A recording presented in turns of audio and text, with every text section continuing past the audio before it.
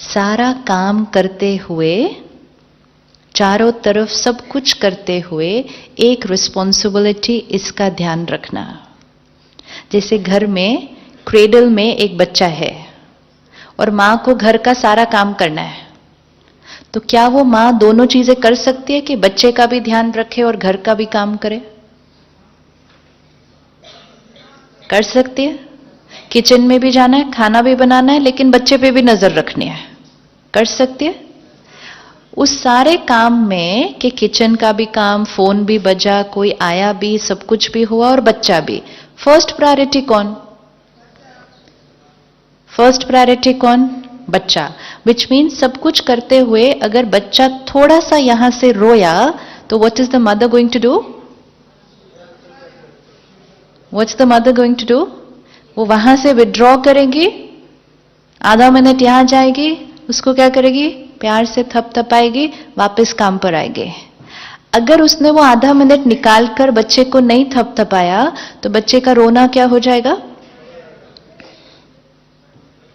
ये बच्चा कई दिनों से अंदर रो रहा है, लेकिन हमने क्या कहा? I am very busy. आजकल ये हमारा स्टेटस सिंबल है कि हम कितने बिजी हैं। अगर हम बिजी नहीं तो फिर हम तो सफल ही नहीं, कि हम बिजी नहीं है। आप में से कौन कौन busy? I am busy is not a healthy line to say to yourself. क्योंकि जैसे एक एक थॉट का प्रभाव होता है, जैसे ही हमने कहा आई एम बिजी, तो मैंने अपने मन और शरीर को क्या मैसेज दिया? टाइम नहीं है मेरे पास। एक है, कुछ लोग होते हैं बिना कुछ करे भी बहुत बिजी होते हैं। ऐसे लोग मिले कभी? कुछ ज्यादा कर नहीं रहे, लेकिन दिखेंगे ऐसे जैसे बहुत बिजी बिजी है सारा दिन। और कुछ लोग होते हैं बहुत कुछ करते हुए भी इजी है। तो busy is an attitude, it's not about how much work we are doing.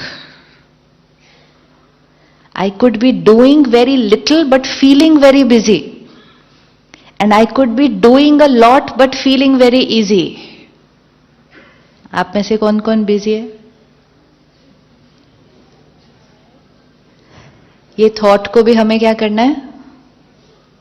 क्योंकि बिजी मतलब माइंड टर्बुलेंट, इजी मतलब mind. Busy and easy is here, not here.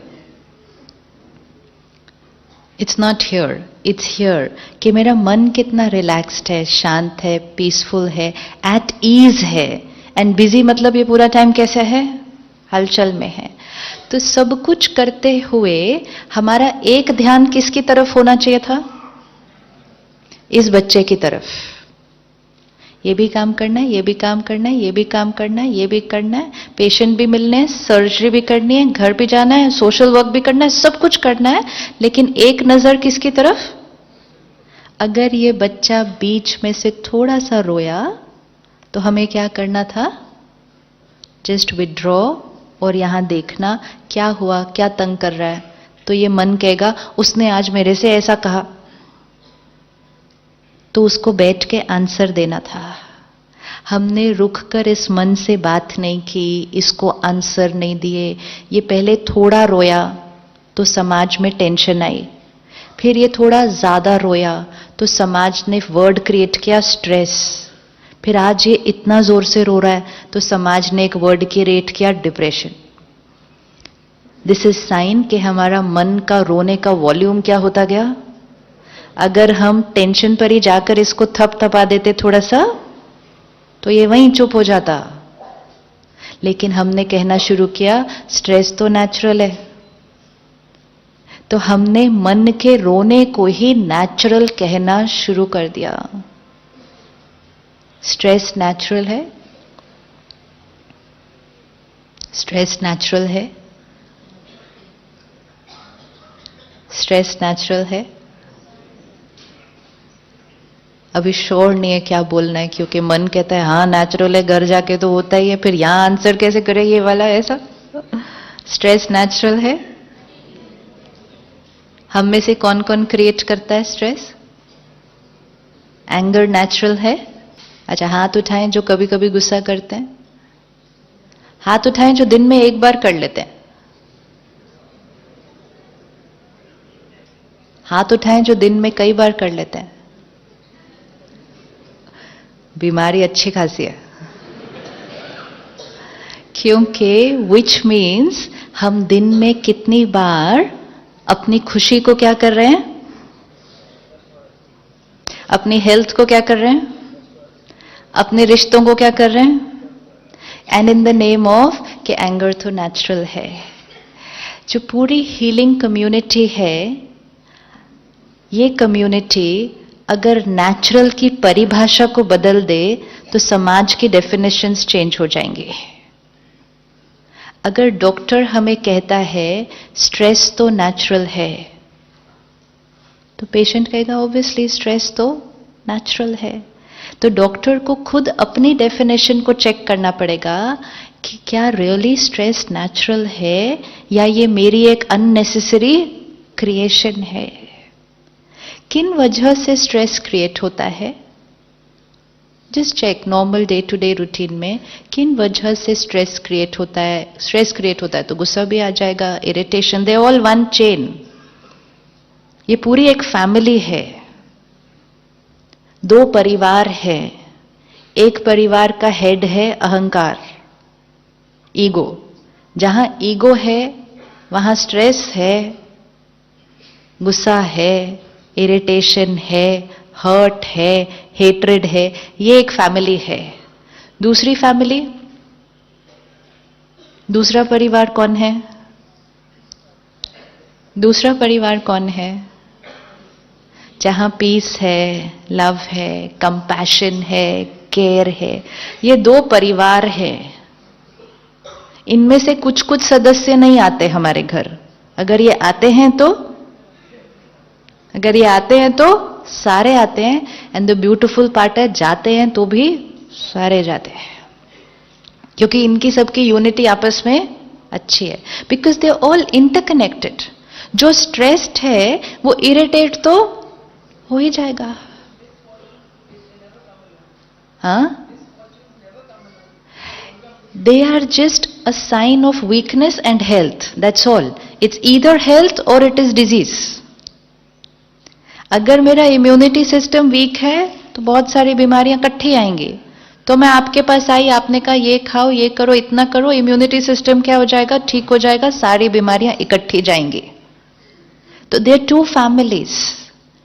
Stress और गुस्सा किस बातों पर आता है, क्यों आता है? जनरल,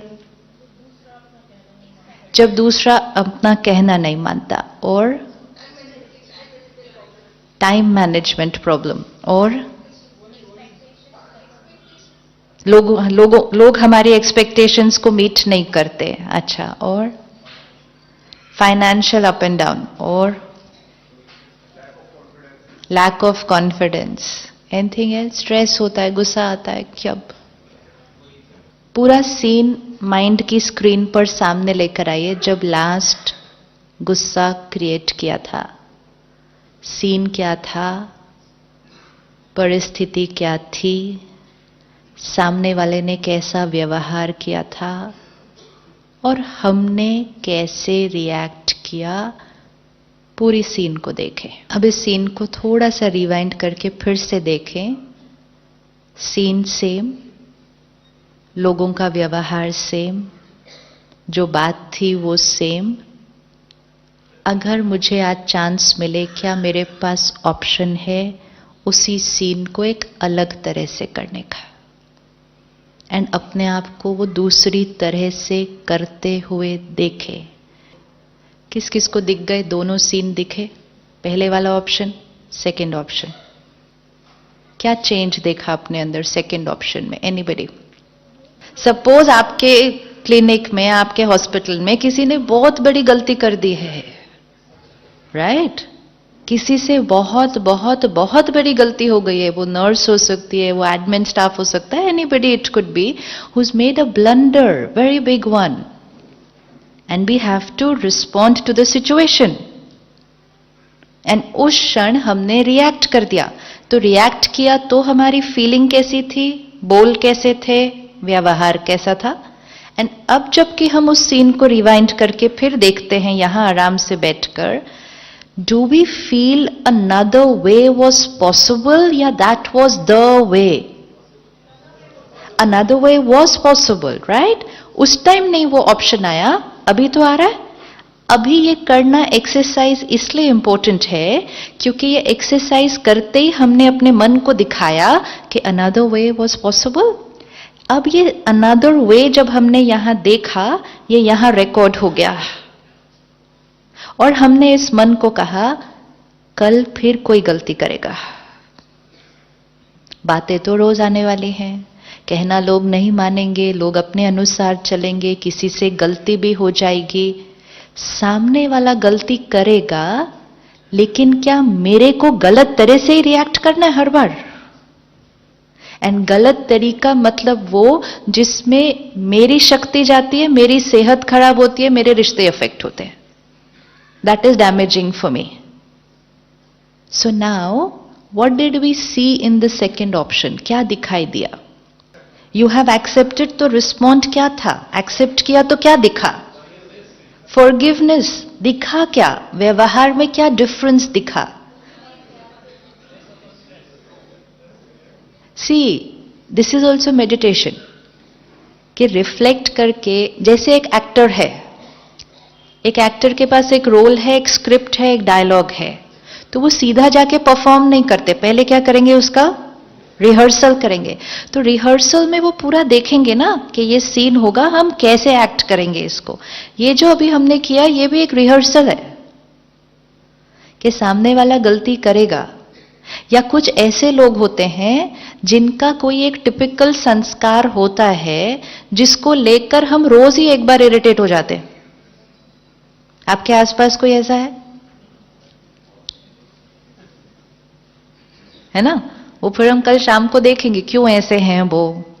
अगर वो थोड़े से बदल जाते तो जीवन क्या हो जाती? But people are not going to change, they are comfortable the way they are. I will have to adopt how to be with them but not deplete my energy टप टप टप टप टप, राइट? अब जब वो ऐसा करेंगे, वो गलती करेंगे, What is my response? क्या देखा अपने आप को? एक्सेप्ट किया तो रिस्पॉन्स कैसा था? माइंड कैसा था? फेस कैसा था? वर्ड्स कैसे थे? बिहेवियर कैसा था? पूरा देखना है, एनालिसिस। क्या दिखा? पूरा देखना है। मन कैसा था उस अप्रोच में? स्टेबल। पहले वाले ऑप्शन में मन कैसा था? राइट? हाँ। चेहरा ऑब्वियसली कैसा हो जाएगा? है ना? अच्छा, शब्द भी कैसे निकलेंगे फिर? रफ। कई बार ऐसे वर्ड्स निकल जाते हैं मुख से जो दूसरे को तो बुरा लगता ही लगता है, हमें भी नहीं लगता ठीक कि हमें ऐसा नहीं बोलना चाहिए था। होता है ऐसा? या तो वर्ड्स भी गलत निकल गए, तो बॉडी लैंग्वेज भी पूरी क्या हो गई? ये जब हम ऐसे गुस्सा कर देते हैं तो ज्यादा नुकसान किसका होता है? जो गुस्सा करता है या जो डांट खाता है? श्योर। आप डॉक्टर हैं तो आप बताइए, गुस्सा करने वाले का क्या क्या नुकसान होता है? हेल्थ वाइज भी अगर देख लें उस टाइम फिजियोलॉजी पर, गुस्सा करने वाले का क्या क्या नुकसान होता है? हार्ट बीट बढ़ती है, बीपी बढ़ता है। अच्छा, और तो वो लंबा लंबा हो जाएगा वो फिर बहुत सारा, है ना? तो आपको बेस्ट पता है कि गुस्सा करने का हमारे शरीर पर कितना असर है। शरीर पर जो असर पड़ा, that is the second stage ना। मन का शरीर पर असर पड़ रहा है। एवरी थॉट वी क्रिएट, ये मंत्र है आज, पक्का करना है। Every thought we create, not few thoughts, some of the thoughts, नहीं, एवरी थॉट वी क्रिएट सबसे पहले किस पर असर डालती है? हर थॉट जो हम क्रिएट करेंगे सबसे पहले किस पर असर डालेगी? सबसे पहले यहां पर असर डालेगी कि how will I feel. Suppose हम इस हॉल में एंटर हुए और हमने एक थॉट क्रिएट की, कितना सुंदर हॉल है, जस्ट एक थॉट। तो जैसे हम ये थॉट क्रिएट करेंगे, कितना सुंदर हॉल है, we will feel nice, right? That's one. अगर हम इस हॉल में एंटर किए और हमने एक थॉट क्रिएट की, ये कैसा हॉल है, तो फीलिंग चेंज हो जाएगी। And which means every thought I create will first affect how I feel. Second, every thought I create का किस पर असर पड़ेगा? Second, पहले यहां असर पड़ा, खुद पर मतलब क्या? पहले यहां असर पड़ा, feeling. Second, every thought I create का किस पर असर पड़ेगा? इस शरीर के ऊपर। हमारा शरीर एक भी थॉट के प्रभाव से बच नहीं सकता। आज आपके हॉस्पिटल इतने जो भरे हुए हैं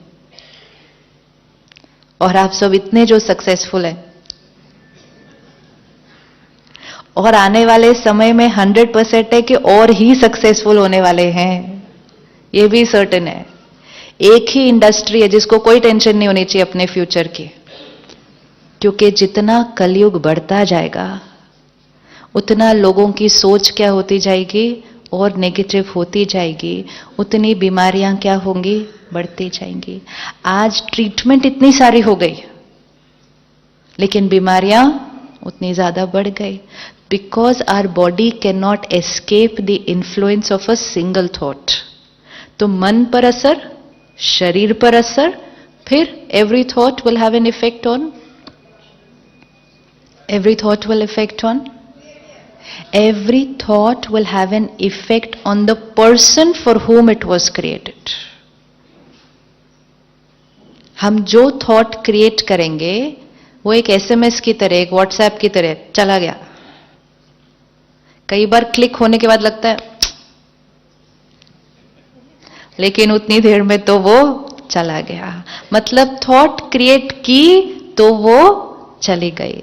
तो पहले यहां पर असर, फिर यहां पर असर, फिर रिश्ते पर असर, एंड चौथा वातावरण पर असर। My every thought. Kalyug Kalyug क्यों बन गया? क्योंकि जब हमने कहा stress natural, anger natural, hurt natural, तो हमने अपने आप को ऐसी थॉट्स क्रिएट करना अलाउ किया। तो फिर हमने कहा बीपी नेचुरल, डायबिटीज नेचुरल। हर साल हम एक नया फिगर दे देते हैं कि इस साल हम कहां पहुंचे, यहां। रिश्तों में फिर हमने कहा डिवोर्स होना नेचुरल। और वातावरण, प्रकृति तो हमारी देखो रोज हमें आंसर देती है, हमने कहा नेचुरल। अब परमात्मा ने कहा ये कलयुग कब तक ऐसा चलेगा? आज सुबह थी, फिर दोपहर हुई, फिर अभी शाम हुई, थोड़ी देर में रात हो जाएगी, फिर रात के बाद घोर रात्रि हो जाएगी, लेकिन फिर घोर रात्रि के बाद, घोर रात्रि के बाद सुबह होनी ही होनी है। परमात्मा ने आकर जो बहुत सुंदर बात सब बच्चों को बताई कि इस सृष्टि पर पहले सुबह थी, फिर दोपहर हुई, फिर शाम हुई, और अब ये सृष्टि की रात है। मतलब इस सृष्टि पर सतयुग था, त्रेता युग था, द्वापर युग था, अब कलयुग है। और अब हम कहते हैं घोर कलयुग, कहते हैं ना घोर कलयुग। अब घोर कलयुग के बाद क्या आएगा? घोर कलयुग के बाद क्या आएगा? है ना, घोर कलयुग के बाद सतयुग आएगा। अब दो लाइनें हैं, बताना कौन सा राइट है, कि सतयुग आएगा या सतयुग हमें लाना है? सतयुग हमें लाना है। कैसे लाएंगे? कैसे लाएंगे?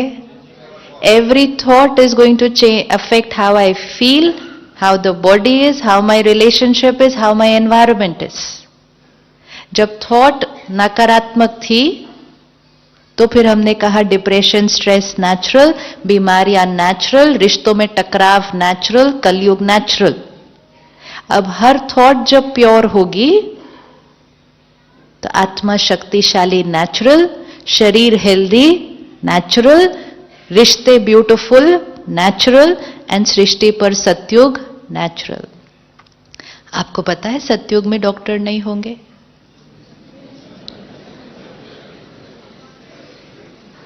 सतयुग में डॉक्टर नहीं होंगे, सतयुग में हॉस्पिटल नहीं होंगे, क्योंकि हर आत्मा इतनी प्योर होगी कि बीमारी होने का तो कॉन्सेप्ट ही नहीं।